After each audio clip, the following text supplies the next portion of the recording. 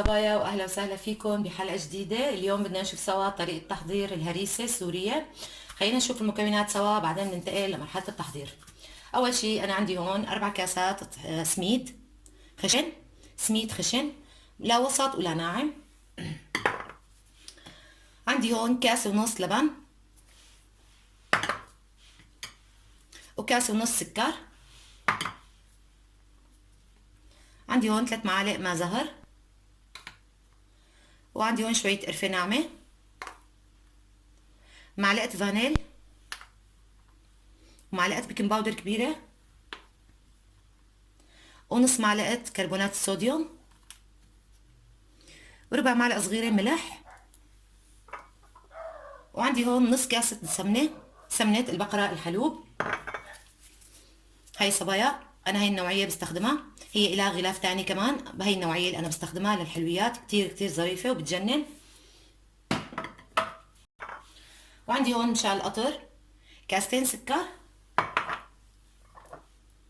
وكاسة ونص مي، وسبق وقلت هون في عندي شوية ماء زهر كمان مشان القطر. وعندي هون لوز وفستق حلبي مشان التزيين.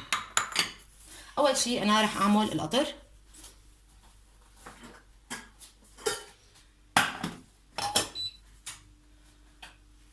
رح فضي السكر،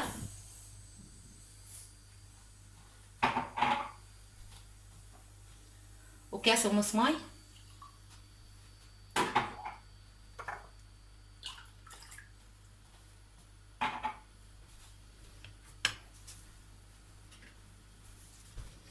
رح أحركهم شوي.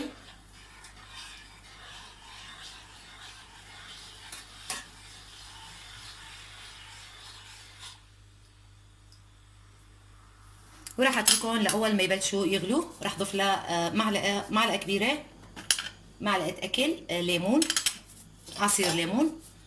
وبعدين راح احط فوقها القطر الماء زهر. نشوفكم بالمرحله اللي بعدها.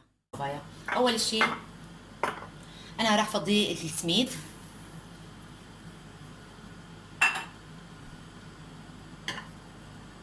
راح افضي فوقهم السكر، والسكر حسب الرغبه كيف ما حبيتوا. فينكم تحطوا كاسه، فينكم تحطوا كاسه ونص حسب كيف بتحبوا حلاوتها.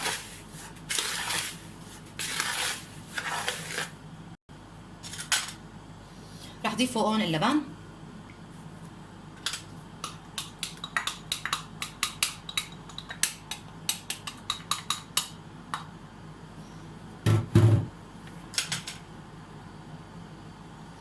والفانيل، بيكنج باودر، الكربونات، ورشة الملح. راح اقلبهم سوا.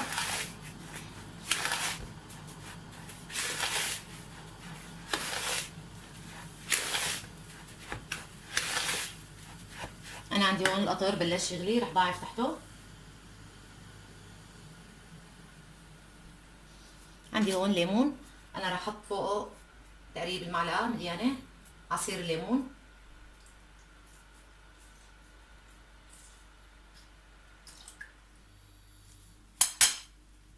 راح اضيف فوقه شويه ماء زهر، وراح اتركهم يغلوا تقريبا شغله 10 دقائق.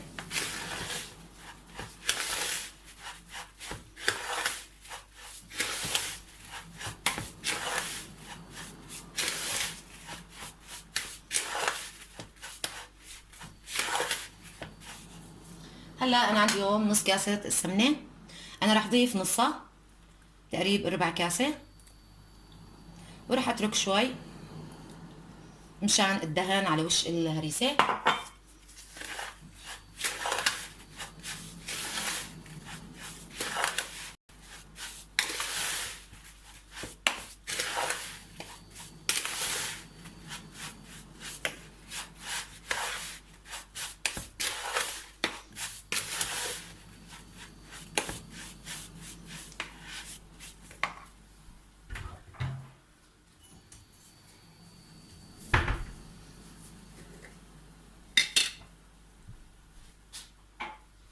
انا هاد القطر اللي عم بعمله مشان اسكبه على وش الهريسه، وعندي من قبل قطر جاهز.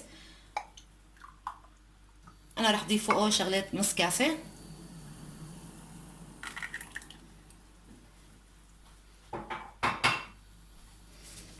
وراح اقلبهم سوا.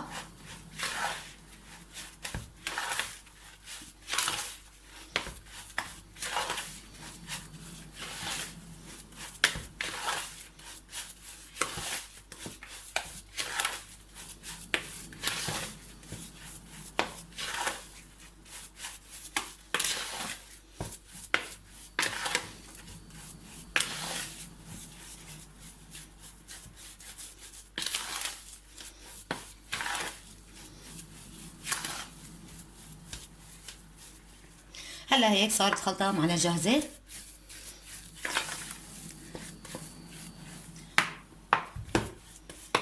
انا راح اغطيها وراح اتركها شغلة ساعتين ثلاثة بس لحتى تتخمر مزبوط. بنشوفكم المرحلة اللي بعدها. معكم من جديد. انا بعد ما تركت الهريسة 3 ساعات لحتى تخمرت مزبوط، انا هلا راح افضيها بالصينية. انا عندي هاي الصينية مقاسها وسط، لا كبيرة ولا صغيرة. راح افضي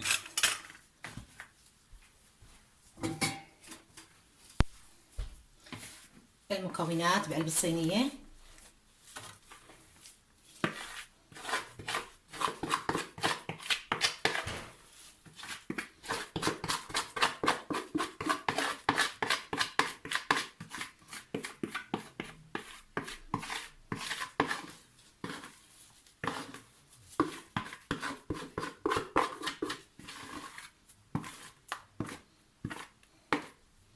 خمرت معنا مزبوط. عندي هون حبة السميد تضاعفت حجمها. هلا عندي هون انا السمنة، انا راح بالايدي بشوية سمنة وراح مد الهريسة.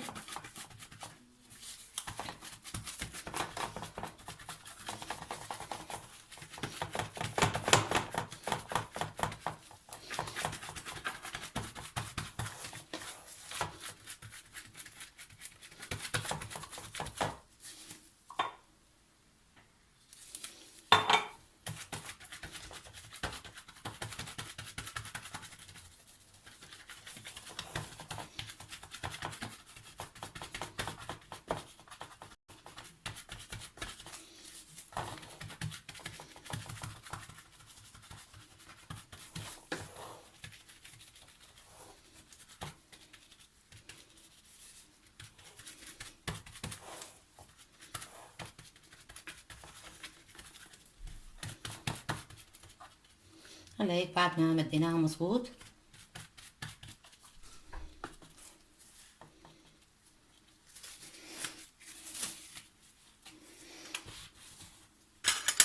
انا راح هزها هيك بالسكينة بس لحتى اعطيها الشكل.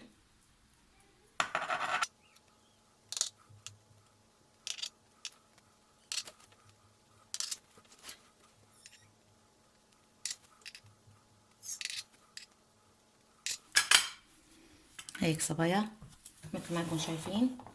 هلا في عندي انا هون لوز وفستق حلبي، شو حبيتوا تزينوها فينكم تزينوها بالقرفة، بالفستق، باللوز، بالجوز، يمشي الحال بكله.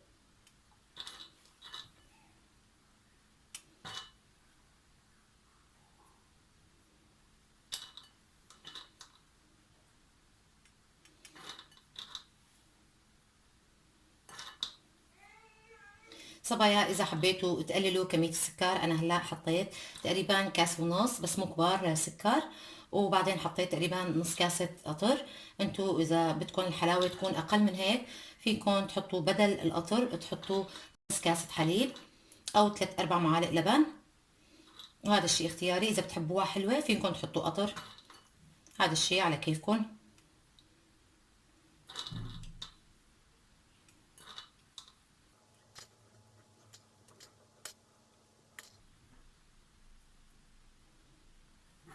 من عندي هون كمان.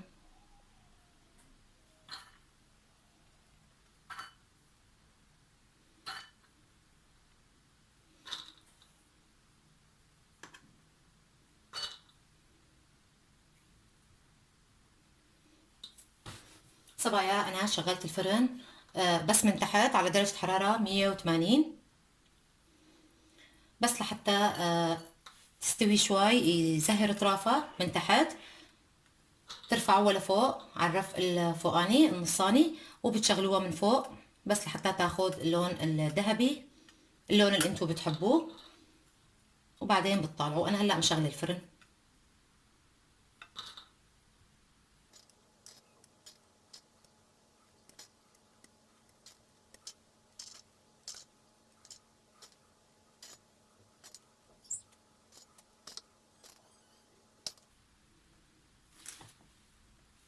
هلا هيك الصينية صارت معنا جاهزة. انا هلا رح احطها بالفرن، بنشوفكم المرحلة اللي بعدها. جديد انا بعد ما حطيت الهريسة بالفرن استوت من تحت، وانا عندي بالفرن المروحة كمان بتشتغل، تحمر وشها شوي.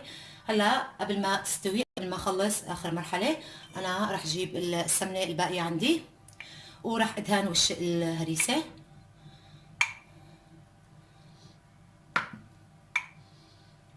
هيك بس لنشفت معي شوي، نشف الوش.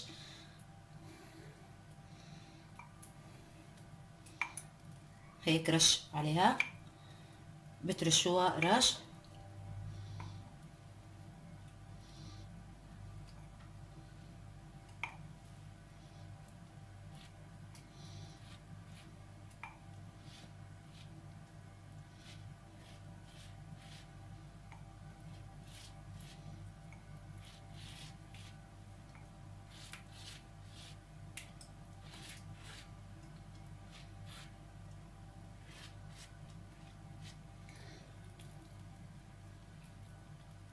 هاي الربع كاسة، اقل من ربع كاسة.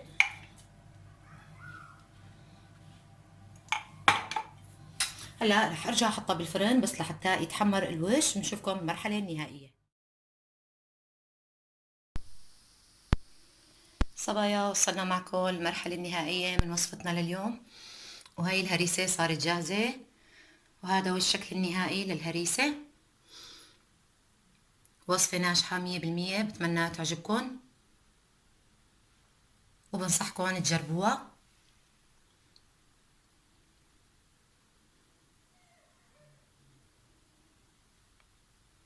صبايا انا بعد ما طلعت الهريسة من الفرن وعندي القطر كان بارد، سكبته فوق الهريسة وهي سخنة، وتركته شغلة ساعة برا لحتى تشرب القطر وبردت تماما. بعدين قطعتها وفضيتها بصحون، وهلا صارت جاهزة للأكل.